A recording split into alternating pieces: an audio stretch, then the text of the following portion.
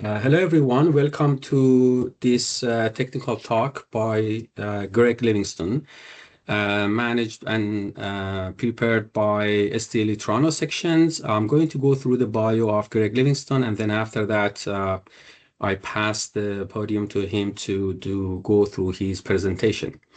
Greg Livingstone is the Chief Innovation Officer for Fluitec. He is a renowned subject matter expert on rotating equipment lubrication with 3 decades of experience, focus on how lubricants degrade and how to mitigate failure risks. He has developed oil analysis tests as well as filtration and treatment technologies used to increase the life and performance of industrial lubricants. He has volunteered in multiple industry organizations such as STLE, ICML, and ASTM. Greg has published over 100 technical papers, and he has co-authored a book called Turbomachinery Cholesterol, The Story of Varnish. Greg, please start your presentation. Wonderful. All right. Thank you very much for the introduction, and it's a pleasure to be here. And today I'm going to present an argument for a more predictive thermal stability test for turbine oils.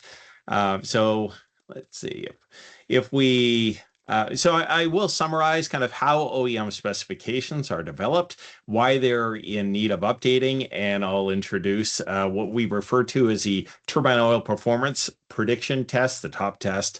It's really useful, I think, for benchmarking different formulations, whether or not you're a formulator making formulations and you want to be able to evaluate different formulations, or you're actually in the field and you want to compare maybe what brand of turbine oil should I buy. So it's useful for that.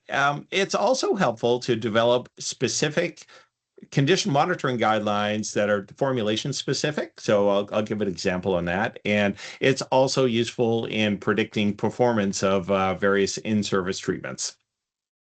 All right. Well, to start off, a little bit on OEM specifications and just turbine oils in general. So clearly, this is a review, I think, for all of you here, but the vast majority of turbine oils are base oil. We are seeing the introduction of various co-solubilizers in base oils, with the base oils as well. But typically, this little tiny sliver of additive components are predominantly made up of antioxidants. There are other components as well, but antioxidants are really the engine that are determining the life and performance of the fluid.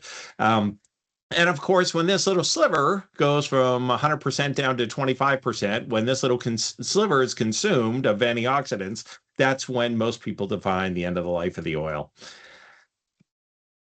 Well, if we look at how OEM specifications are made, they're often used by taking additional international standards and then coupling them into a document that meets their requirements based on how bearings are designed, how the turbine's designed. So if we look, for example, at this Siemens Energy, the TLV 9013, if we look at this spec, it is incorporating basically the guidelines from the DIN 51515 spec, which is also very, very similar to the D4304 spec and also similar to the ISO standard. So all of these kind of go in together and to make the OEM spec.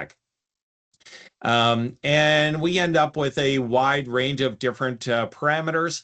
And I think if you take anything away from this talk today, I think one of my most important messages is that you cannot evaluate the performance of a turbine oil by looking at the turbine oil specs. We're looking at some basic physical and chemical characteristics of the fluid, but we're not necessarily identifying any real performance issues or performance parameters here. So, but if you look at this, if you are a formulator, what you may do is kind of put together a spider chart with all of these various different parameters on how you should formulate your fluid, and your various formulations are going to have a wide range of different performance depending on the additive selection. Really, we can really simplify this in turbine oils now. The vast majority of turbine oils actually have good air separability characteristics, demulsibility, rust and corrosion. Anywhere when it's required in EP turbine oils, foam filtration, they're all fairly similar. But the two things that are really determining the difference are oxidation stability and how that is kind of managed over time, and deposit control. So again, if you had to select an oil and you were looking at brand one versus brand two, you cannot look at this and say one of these oils is going to actually perform better than another one. So the OEM, just even though both brands meet OEM approval, it doesn't equal performance. So a lot of people, I'll go back, I'm sorry. A lot of people may say, well, hey, brand two, look at this, higher RPBOT value. I mean, clearly this is this should be a longer life oil. So if the second message, if you want to remember a second key message from this, initial RPBOT value does not in any way represent the actual life of the oil or performance of the oil. So keep that in mind.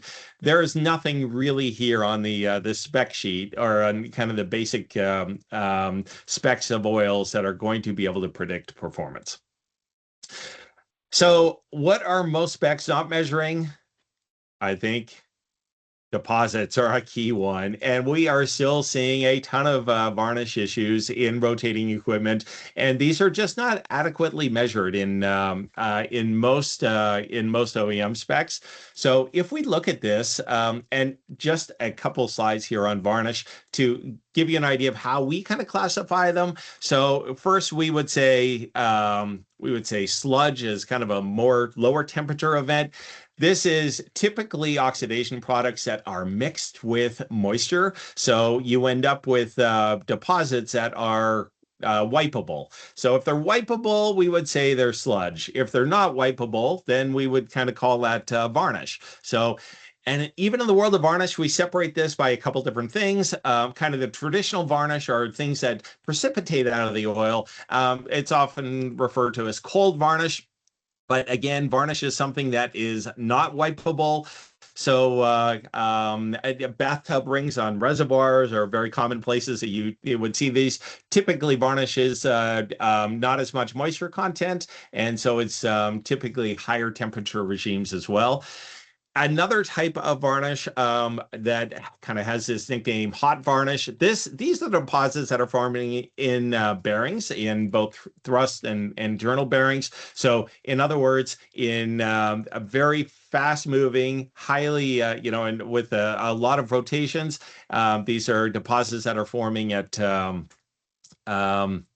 in a very hot zone, hence its name, hot varnish. And then the fourth kind of key general classification that we would have for varnish would be coking, or it's formed through pyrolysis, and we're dealing with very, very high temperatures. And this is typically what you would find in, say, in seals. So those are the four main different types of varnish. And again, none of these are really predicted by most of the OEM tests that we see in the market. So there are some things that have kind of evolved over time, and a key one is energy source. So if we look at in the power generation market, this is data from the US, but this is also fairly global. We've seen a significant reduction in the amount of coal-generated power, and now we see a lot more natural gas and renewables.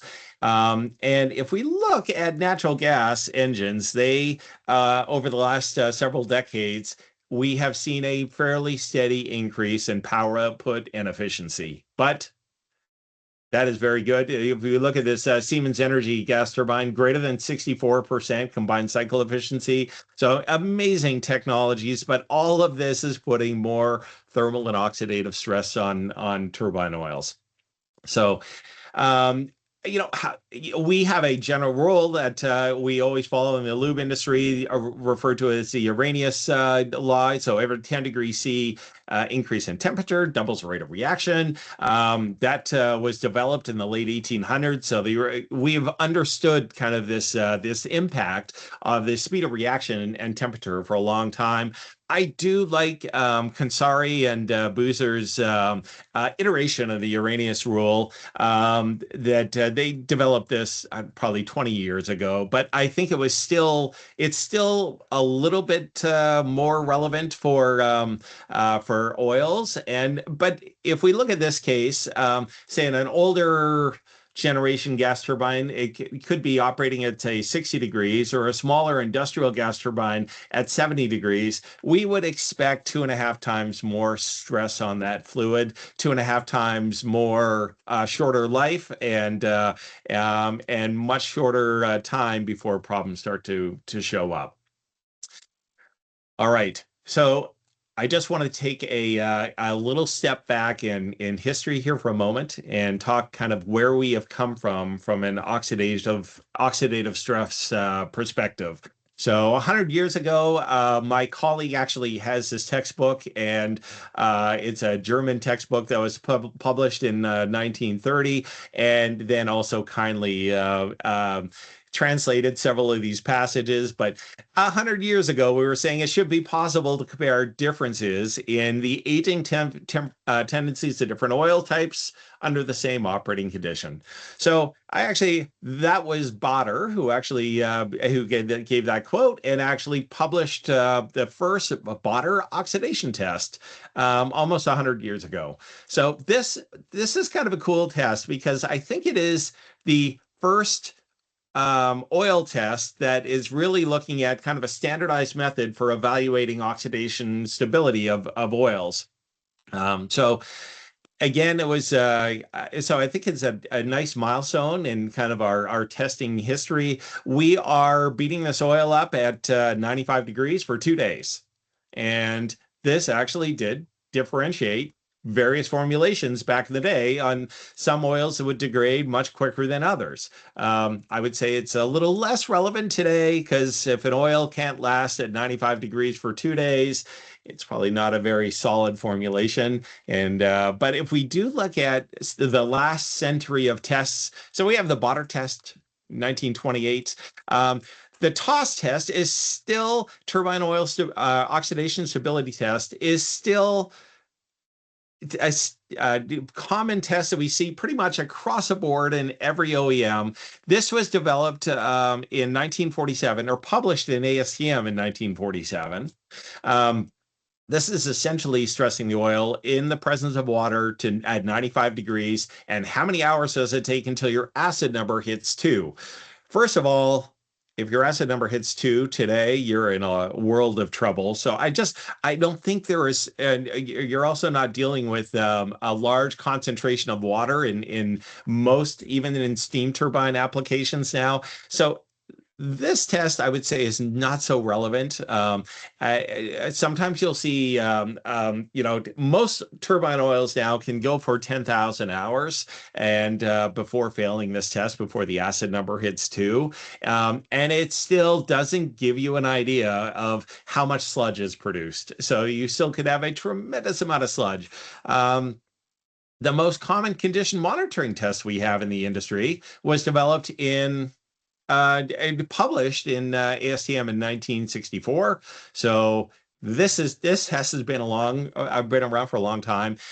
Back in the day, we didn't have any oils that were even close to 1,000 minutes. So people weren't thinking of reproducibility or the precision standards. The oils back then, it was a somewhat reproducible test. But as we've seen with newer generation formulations, and certainly any formulations with an initial RPVOT over 1,000 minutes, the precision of this test is not so strong. In 1983, we got the D4310 sludge test. But really, I think the OEM started in the early 2000s, when varnish started to become a fairly prevalent thing in the gas turbine space. OEM started saying, I'm not sure how much value we're getting from some of these old tests. So maybe we should develop some of our own. So the first test was developed by MHI. So it's referred to as a dry toss test. And basically, this is it was first developed in 2004. Yano-san had a fantastic paper on this, probably the most influential paper on turbine oil formulations. Turbine oil formulations basically switch from phenol and amines to majority amines after this paper. One of the challenges with the dry toss test is that we're using this 1964, the RPBOT test, to determine the end of test. So we're using an old test, and so I think outside of the world of MHI is not used very regularly, very often, even though there's an ASTM method around it. And then another iteration, Everlance, formerly known as MAN, developed this test in the late 2000 or 2010, 2012 timeframe. I'm sorry, it was actually the turn of the century it was developed, but it wasn't actually published into a DIN standard until 2024. This is actually a fairly good test that can both predict performance and look at deposit characterization. And so I think we've seen a lot of value with this test. So I can give you an example here. Here's an oil. The test is for 1,000 hours. So here we're looking at the glassware and the MPC patch at baseline, at 500 hours, and at 1,000 hours. And you can see in this formulation, it does a pretty good job of identifying this oil is likely going to be developing deposits. So it's a static oven storage at 120 degrees, and there's also an iteration for running this at 150 degrees. I'm a little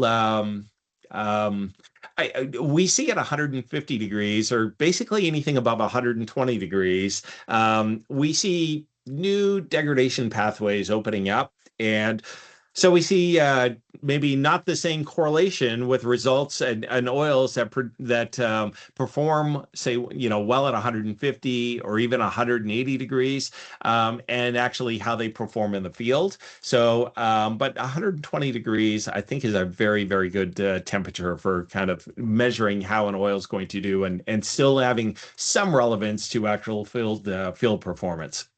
So again, this is a good test for kind of evaluating for many different formulations. But let's take a look at this formulation. So here we have an oil after 1,000 hours. We see everything looks great. MPC is normal. The catalyst coil looks great. So everything is looking great in this oil. But as we start to age this out a little more and go to 2,000 hours, now we're starting to see a lot of deposits. And one of the challenges that a lot of times people are looking at RPBOT values or ruler values to determine the end of the life of the oil.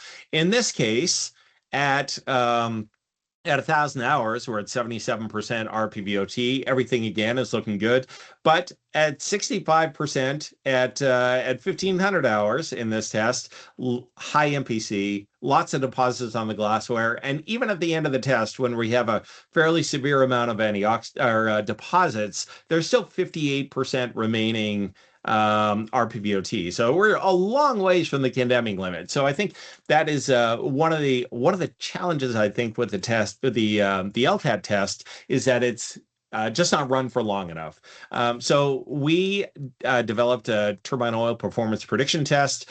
It's very, very similar to the LTAT test. We run a few different tests along with this, and basically we pull a tube at 3 weeks, 6 weeks, 9 weeks, 12 weeks. So roughly correlated to 500, 1,000, 1,500, and 2,000 hours, similar to the LTAT test. So I will tell you the vast majority of tests that we do, sometimes we do foam, sometimes we do demulsibility. So there's all sorts of various different tests that you can measure. the only meaningful thing that you see in most of these modern formulations, we don't see an increase in viscosity or in acid number. The only meaningful things we see are a reduction in oxidative stability, measured by RPVOT and ruler, and an increase in deposits, measured by the MPC test. So again, these are the most important parameters that we see in this test. The other parameters, so and this is a good good lesson as well. If you are monitoring in-service turbine oils, you're never going to, if you see a 5% increase in viscosity, you're in a world of hurt. There's all sorts of other issues that have happened before you start to see this increase in viscosity. So viscosity, is still a very important test to make sure nothing is being mixed into the oil, but it's not a great predictive tool to kind of measure the performance of the test. RPVOT, ruler, and MPC certainly are. So the first time we did this test, I was super excited because we were. So the first thing is a customer asked us to do this, and we did not have a high expectation that we're going to see a big difference with formulations, because 99% of the base oil, or 99% of all the formulations are base oil, and we have about 1% additive. How much difference really could there be in various formulations? So this was 5 weeks into our test, and this was the patch that we produced. And the thing that was really interesting to me on this is that this is a brand new turbine oil that was just introduced to stop varnish from happening, because varnish was now, the hot button, the hot word in the industry, and everyone is coming up with technologies to solve this. So here is a brand new formulation, and on the data sheet, it has a unique additive system specifically designed to stop varnish problems in gas turbines. Best deposit control turbine oil on the market. It also costs 3 times more than any other oil, and I would not put this in a gas turbine if I was operating a gas turbine. So the performance was really bad. But one of the first things we saw is, wow, there's a huge difference in performance between all of these oils that all meet OEM specs. So one of the most important criteria, I think, in kind of having a test like this is having some real world correlation. I like the analogy of an egg. If you heat an egg up for a period of time in under a hen, you're going to have one result, and if you heat it up a little bit hotter in in a boiling pot of water, you will have a completely different result, a chick or a hard-boiled egg. So there's not always a correlation between these accelerated oxidation tests and actually what it will show you in the real world. But we do see a nice correlation between 120 degrees and similar degradation products that we would see in service oils, and we can measure this through FTIR. And again, once we start cranking that temperature, we are opening up new degradation pathways and forming things that are not often found in service oils. So we have developed some really nice correlations with a couple different OEMs on a few specific types of turbines. Oils that perform well in this test also perform well in the field. So here is an example of 37 commercially available turbine oils, and this is just the glassware at the end of a 12-week test. So you can see if there's a huge difference in performance. We're just looking at the glassware, none of the other tests. But again, all of these oils meet OEM approvals, and there is a pretty significant difference. So a lot of times we hear, well, base oil selection is an absolutely critical thing. So it is a critical thing. It's a vast majority of the chemistry of turbine oils, but really it comes down to the balance of the additives that are selected and the balance of those and how they interplay and react with the base oil. So here I would say, if you compare a group 2, here's our worst group 2 versus our best group 2 formulation, our worst group 3 versus our best group 3. So base oil in and of itself is not a good prediction for deposit control. And just I think most people are aware of this now, but there's still a perpetuating myth that I often hear that all these varnish problems because the industry switched from group 1 to group 2 way back in the day, and group 1s have way less, or they have increased solvency. They can hold on to these degradation products. So we never had varnish issues back in the past. So that's the world of turbine oils. That is not true. So this is, I think this is a fairly well busted myth right now, but group 1s don't perform as well as group 2s and have a significantly shorter life. So just one short note on that. So here's another test. So consider these results. Here we have an oil that, again, we don't see a big change in viscosity. The RPVOT, the first thing is 5,000 minute RPVOT. That is, I don't know how repeatable this is. I'd say it's not very repeatable, but this is probably the highest RPVOT value we've ever seen. So it's a crazy value. And the MPC actually looks really good for this oil. So at the end of the life, actually, I didn't include the MPC at 12 weeks. It was 15. So the MPC was in the normal range at the end of 12 weeks. However, the glassware told a completely different story. So I would say this is a pretty unique formulation. In the vast majority of cases, we see a really nice correlation between oils that are producing deposits and oils that have an increase in MPC. So there generally is a good correlation. This is a pretty unique formulation where there is, in fact, not a good correlation. So, even at the end of the test, we had 26% RPVOT. It is crazy. Actually, 26% RPVOT, and it's still 1,300 minutes. But I would say, if you wanted to set up a specific warning for this formulation, I would say if your RPVOT is dropped below 75%, you're going to have deposits. And so this is another benefit, I think, in kind of doing this accelerated testing up front. You can actually really develop different condition or different guidelines and make them formulation specific. But again, this is an extreme example. There is generally a good correlation between MPC and deposit tendencies in most formulations. Another thing that you can do with all of this data is put all of this into a weighted scoring model. So you can weight these various different things by different factors. So in most cases, we weight the actual deposits on the glassware with the highest weight, because regardless of the MPC test, which is still very, very important, the actual deposits that we're seeing are representative or indicative of what we actually may see in the field. So we typically weigh this at the highest weight, followed by varnish production, followed by the oxidative life, which we average the RPVOT and the ruler result at the end of 12 weeks and compare to the new oil.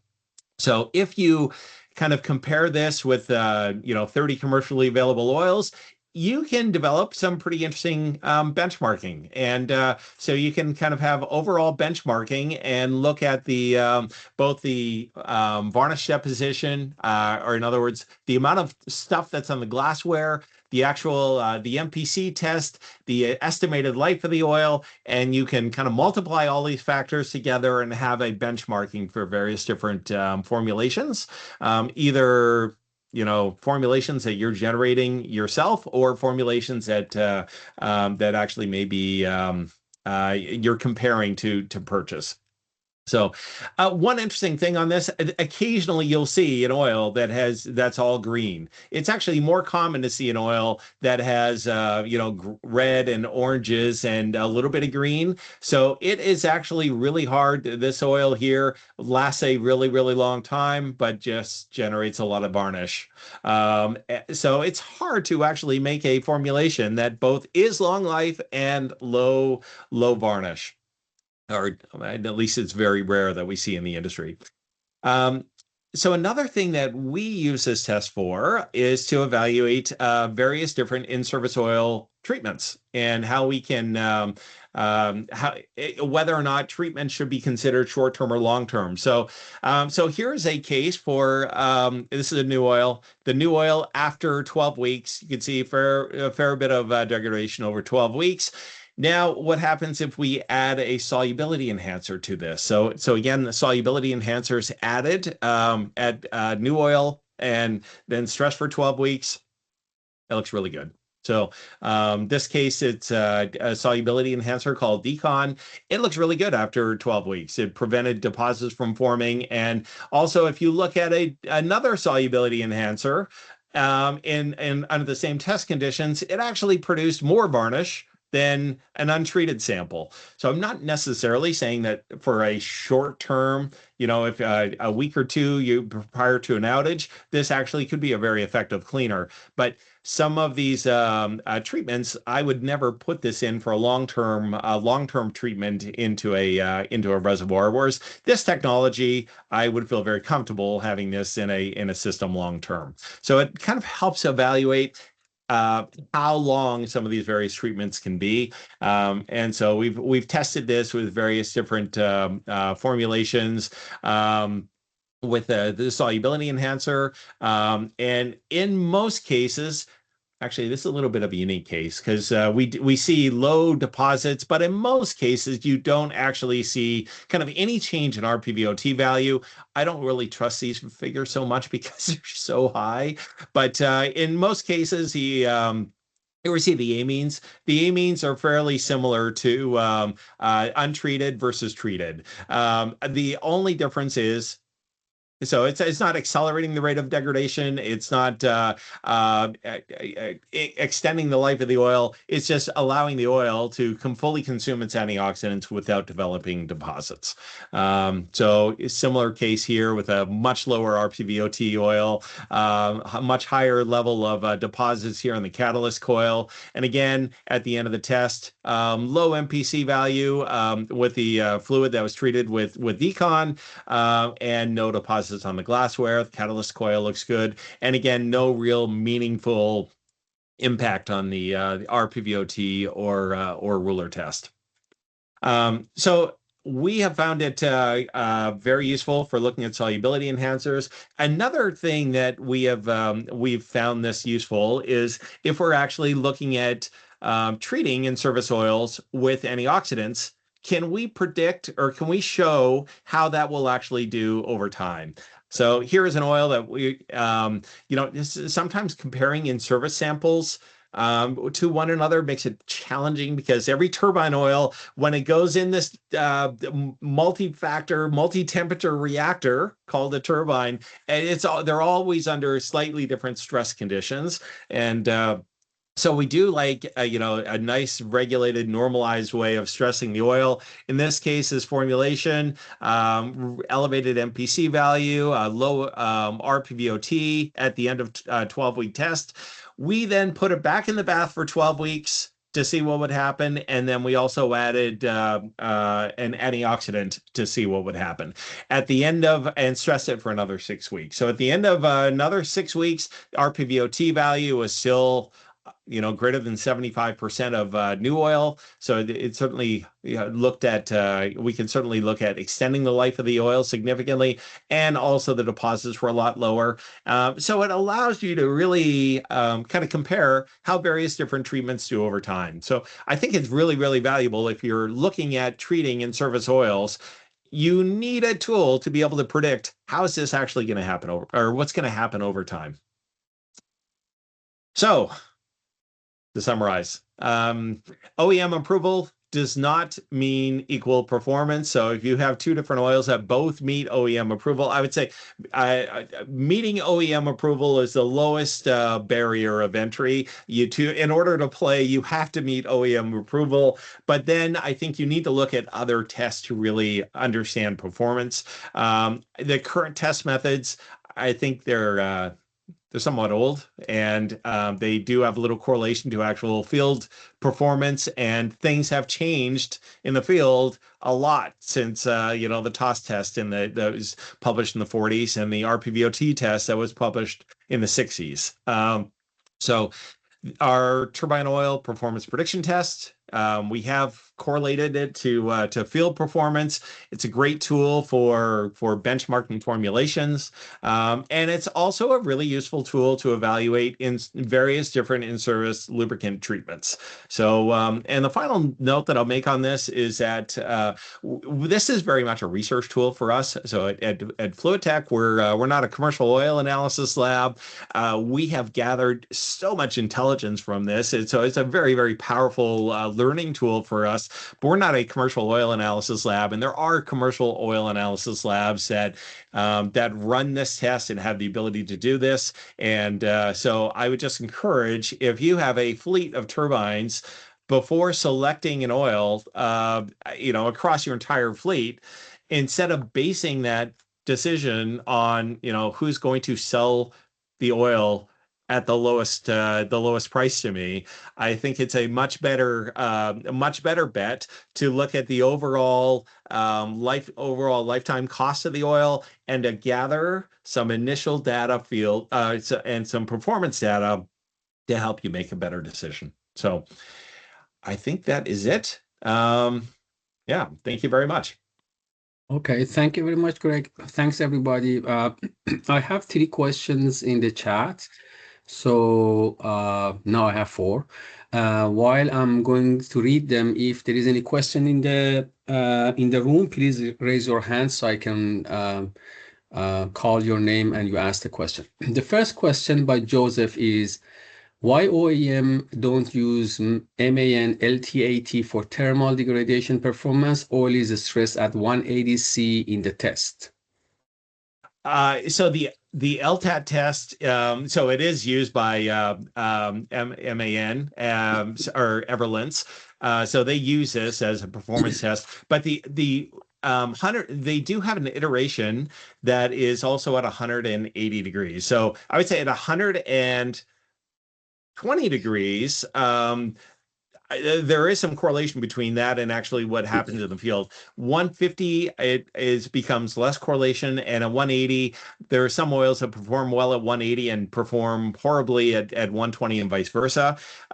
So I think the DIN, for example, just approved the 120 and 150 degree test because I think the 180 was too much of a stretch, I think. So I think that's other OEMs. I think it's other OEMs are not using it. It's only a DIN standard right now. When it becomes an ISO standard or an ASTM standard, then I would expect other OEMs to be able to adopt something similar as well. Okay. So do you have access to the chat, or you want me to read the questions to you, Greg? I am looking at the chat here as well. So yeah, I'm looking at so Joseph's if you can go ahead question. and go with the second question, I don't read them now. Fantastic. What could be the drawbacks of developing a performance model combining dry tossed and the LTAT test? So both tests have some benefits. The biggest challenge, I think, with the dry toss test is that we're using our measurement of performance is weighing a patch on a 1 micron patch, and in ASTM we developed the MPC test on a 0.45 micron patch, and we see a difference in performance between what can be weighed at a 1 micron patch and actually the MPC is generated in the ASTM test. So I think the unit of measurement is a challenge for the dry toss test. But the second thing is we're trying to create this predictive model that there's less than 100 milligrams of sludge or less than 50 milligrams of sludge on this 1 micron patch. With the RPVOT, it's 25%. but some of these oils have, I would say the RPVOT is not a very precise test in terms of reproducibility and repeatability. So I think that is the biggest drawback with the dry toss test. That being said, it was still a milestone that that MHI came out with this test. It was the first test that is really truly trying to understand the oxidative performance of the oil and the deposit control performance of an oil. So, but I think the LTAT is an improvement on that, and the top test also, I would say, is also an improvement on that. Good questions, Joseph. Thank you. Lauren has a question. Both the top test and the DIN 51545 use elevated temperatures and catalysts. How does the top test differ in terms of catalyst type and water addition compared to the LTAT? Does top intentionally exclude water to isolate? Yeah, so the great questions, Lauren. The first thing is, as opposed to the MHI dry toss test, which is using oxygen as air, labs don't like dealing with direct oxygen. So we prefer the bubbling, just dry air through the oil. But really, I think we're trying to evaluate how an oil is performing in most systems now. We're dealing with water levels that are less than 100 ppm. A lot of the OEM requirements are less than 100 ppm. And even in most steam turbines now, even if it's an old generation steam turbine that has, gland leaks and there's always water getting in most cases now, people are using water removal technologies to be able to maintain water levels fairly low. So we purposely excluded water from this test, and we think it's a little more representative to understand how does an oil actually fail and truly in a dry environment that we would see in a most gas turbines. So great question. In terms of the iron copper versus copper, so we've actually done some deposit characterization on deposits from both the copper and iron part of the catalyst, and we haven't yet differentiated in any kind of chemistry difference. So they're just two different catalysts that are accelerating the rate of oxidation. I don't know if there is a performance difference if we just have copper versus a copper iron catalyst. That's a great question and something I think we haven't fully studied yet, Lauren, great. How does Decon AO with seals and with seal compatibility? Yeah, so great, Raphael, great question. Before you put anything into your oil, you need to make sure that it's fully compatible with the in-service oil and fully compatible with the all the components in your machines, especially with seals. They're probably the most sensitive components in your machines. And so, yeah, it's fully compatible, but, I would demand, full compatibility testing prior to putting anything like any kind of treatment in your fluid. Great question. Decon is described as keeping degradation products inert without catalyzing further oxidation. Does an extended or higher temperature top test validate this claim by showing that dissolved varnish precursors do not precipitate or accelerate degradation under sustained thermal stress? So yeah, great question, Lauren. So I think, at 120 degrees, and again, I think that is the temperature that we think is most closely correlated to field performance. I think the data that we shows that even at 12 weeks, or in some cases we've gone out for 24 weeks, the rate of oxidation doesn't change either positively or negatively if you're dissolving these degradation products.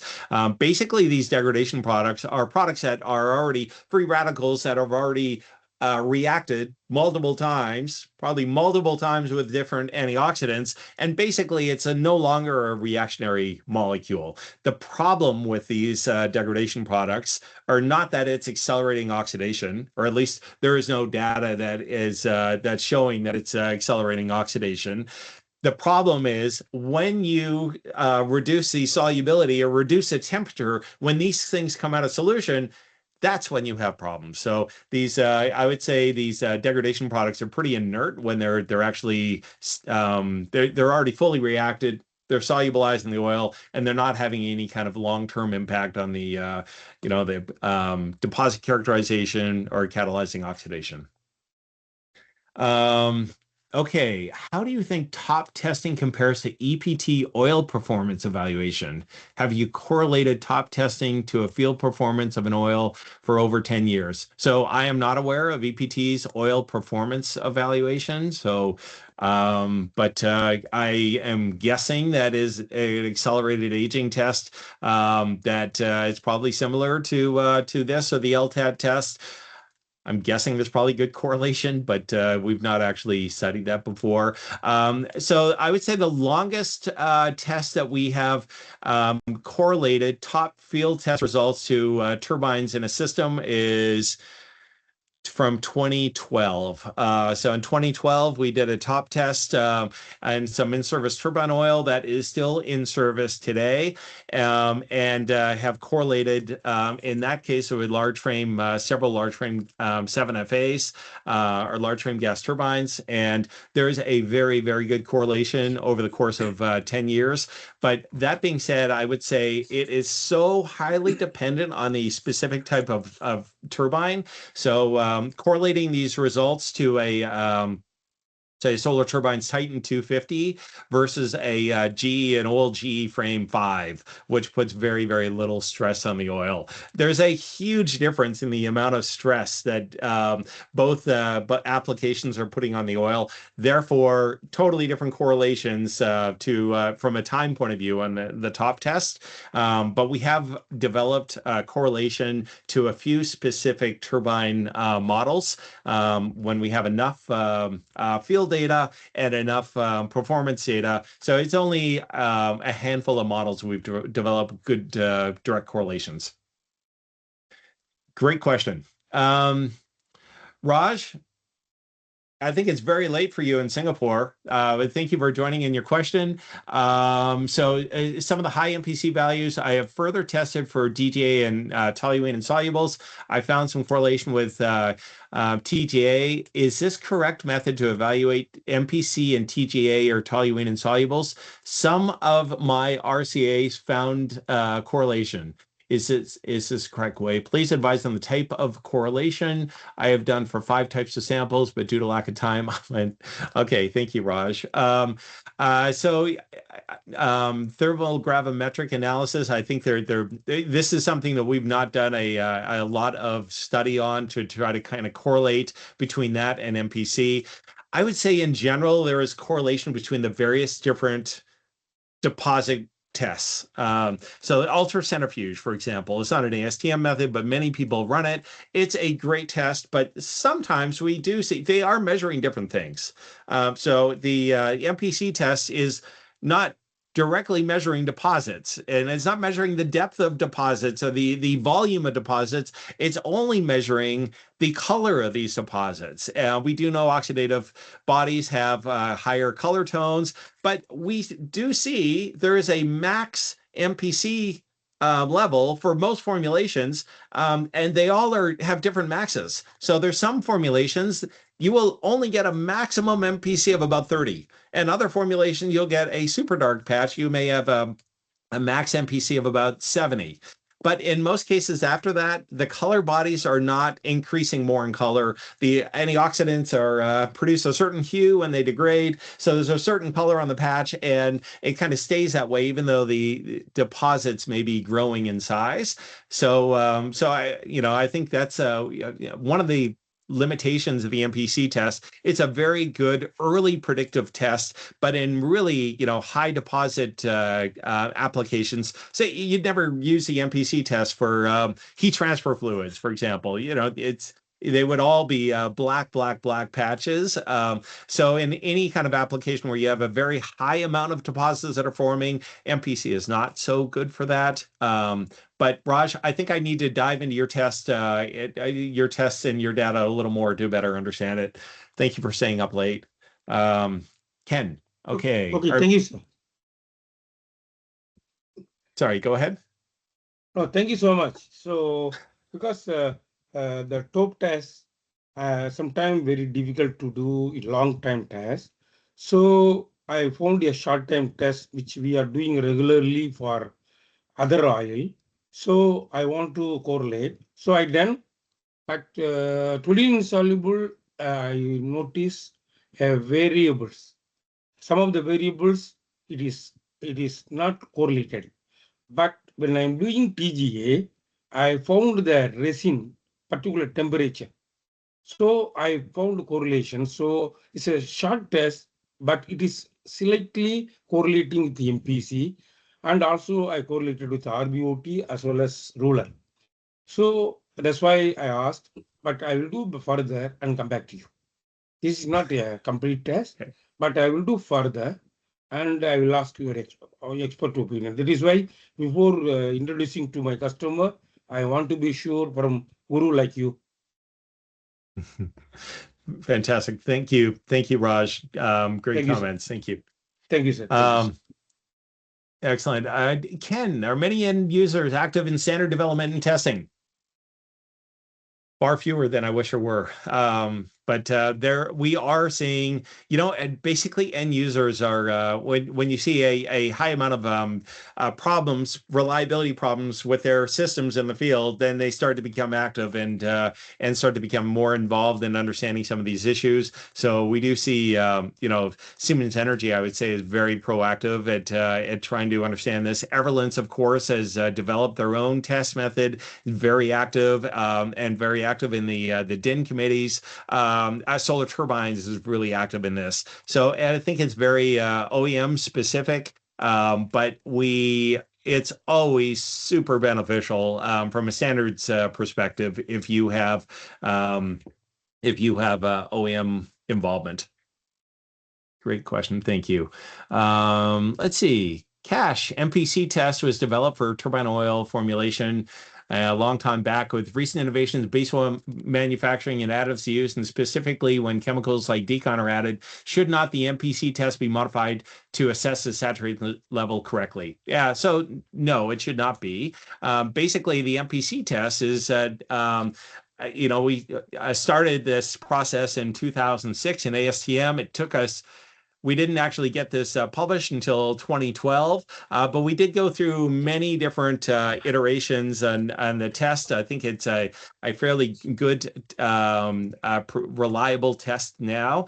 But basically, if you're looking at solubility enhancers or co-solubilizers, new oil formulations have co-solubilizers in them. They're using chemistries, some of these solubility enhancers as part of their formulation. So what we have found is there is a direct correlation between MPC test results and deposits, which you can clearly see in the glassware, and actual deposits in the system. So yeah, you don't need to develop. Years ago, I think there was an OSP or a PEG-based formulation, and there was a proposal to use a different solvent, to use a very, very polar solvent to measure this type of fluid, but I think it was pretty much, it's impossible to measure degradation products if you're using a polar solvent and it dissolves everything. So I think that was kind of a standard or a way to try to get artificially low MPC results for their formulation. But Cash, thank you. Good question. But no, the current MPC test works well for current new, the latest generation formulations and the latest generation treatment technologies that you would put into in-service oils. Perfect. Thank you, Greg. Thank you very much. Great presentation. I have a question for myself. A couple of times during your presentation, you mentioned that the RPVOT test result of 5,000, 6,000 it doesn't make any sense. It's too high, right?